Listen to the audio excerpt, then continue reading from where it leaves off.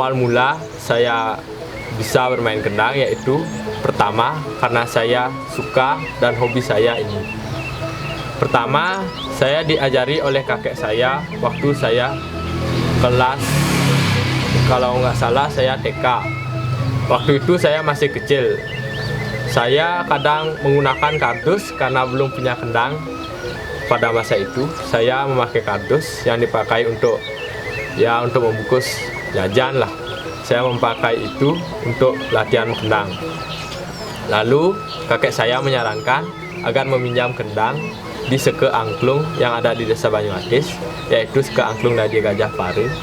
Di sana saya dipinjamkan kendang 2 buah, yaitu kendang angklung yang kecil. Waktu itu saya berlatih dengan kakek saya. Yang pertama kalau tidak salah saya belajar untuk mengenal dasar dulu. Dasar bagaimana caranya bermain kendang, apa bunyi kendang, itu saya pelajari. Lalu saya melanjutkan ke tingkat belajar mengkendang legong. Kalau tidak salah saya kelas 2 SD saya sudah mulai bersama kakek saya istilahnya kupahan di rumah-rumah orang yang memiliki yatnya. Pertama kali saya itu istilahnya mengiringi topeng.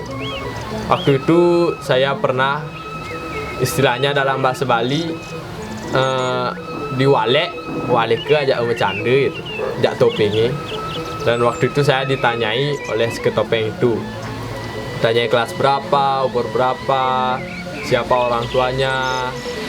Habis itu saya sudah beranjak besar dan melanjutkan untuk masuk sanggar seni yang ada di Desa Munduk, yaitu Sanggar Seni Tripitaka, yang dimana dikelola oleh Bapak Made Trip beserta anak-anaknya.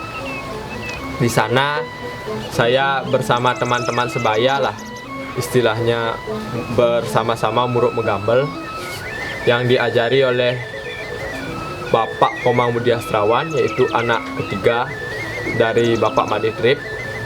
Yang di sana saya lumayan banyak belajar tabuh-tabuh dan istilahnya belajar berorganisasi. Lalu setelah itu ada event lomba mengkendang tunggal di Buleleng. Lalu pada saat saya ikut bersanggar ada event di Yogyakarta, yaitu Asia Tri Jogja. Di sana saya bersama anggota sanggar dan para guru di sana pergi ke Jogja untuk menghadiri festival tersebut. Di sana saya banyak menemukan pengalaman dan saya belajar mengenai dunia luar, yaitu dunia luar Bali lah. Saya belum pernah soalnya keluar Indonesia. Dan waktu itu saya sangat senang karena bisa pergi keluar Bali dan istilahnya dapat menjalankan hobi yang bermanfaat. Sehabis dari Jogja, saya tetap ikut bersanggar, terus belajar hingga pada tahun 2019 ada event namanya Lomba Mengkendang Pengecer Trunajaya di Buleleng yang diadakan untuk Sebali. Saya mencoba untuk mengikuti lomba tersebut untuk mendapatkan pengalaman. Di sana saya bertemu dengan banyak sekali musisi kendang yang sangat hebat dan sangat memukau bagi saya, yang dimana saya waktu itu belum beruntung tidak dapat juara, dan saya beruntung mendapat pengalaman yang sangat berharga. Dan pada tahun 2020 sanggar saya ditunjuk mewakili Kabupaten Buleleng sebagai Duta Gong Kebiar Dewasa Duta Kabupaten Buleleng.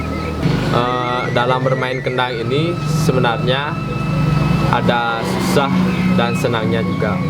Dimana susahnya itu pertama kali kita belajar nepak kendang istilahnya.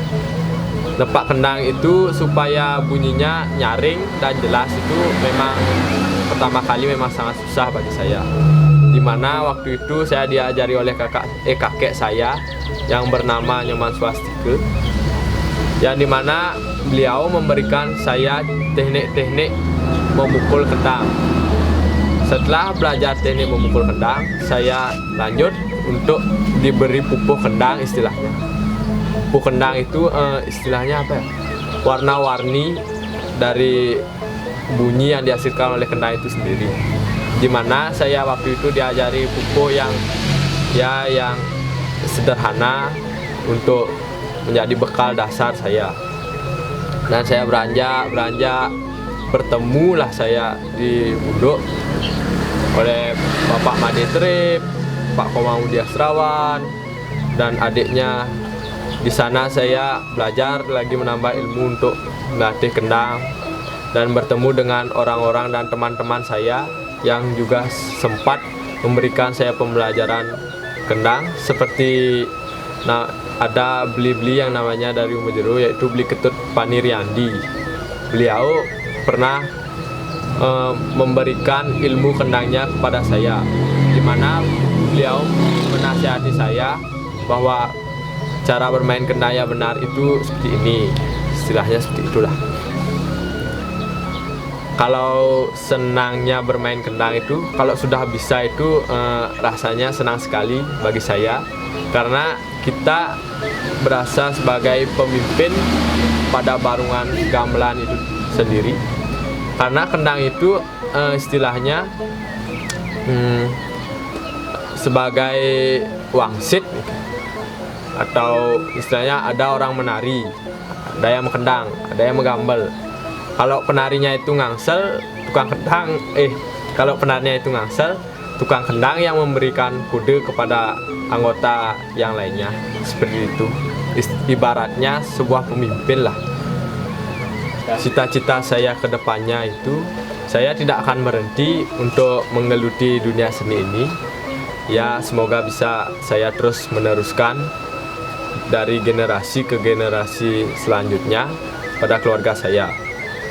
Di sini saya berharap bisa berbagi ilmu lah istilahnya kepada orang-orang agar dapat melestarikan seni dan budaya di Bali ini.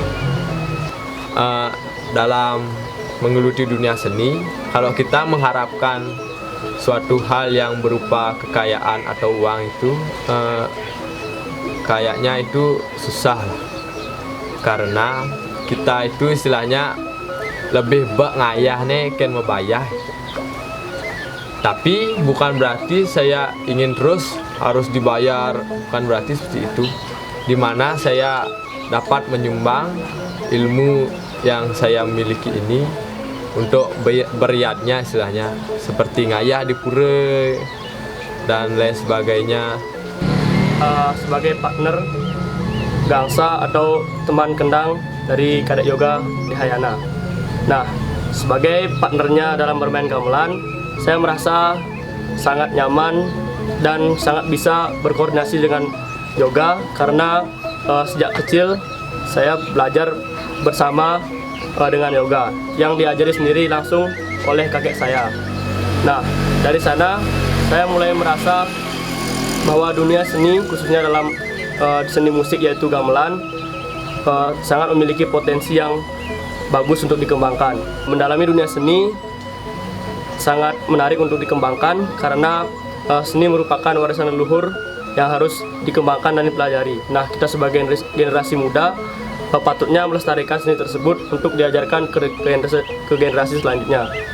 Selama ini saya bermain gamelan bersama Yoga, ada banyak hal yang dapat saya pelajari, dan banyak juga experience atau pengalaman baru yang saya dapat dari bermain gamelan.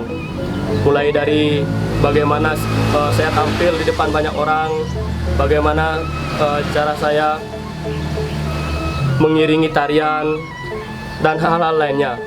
Nah, selain itu, dari bermain gamelan, saya juga mendapat banyak teman-teman baru, khususnya di bidang seni. Dasar tiange ngelatih cucun tiange make sami niki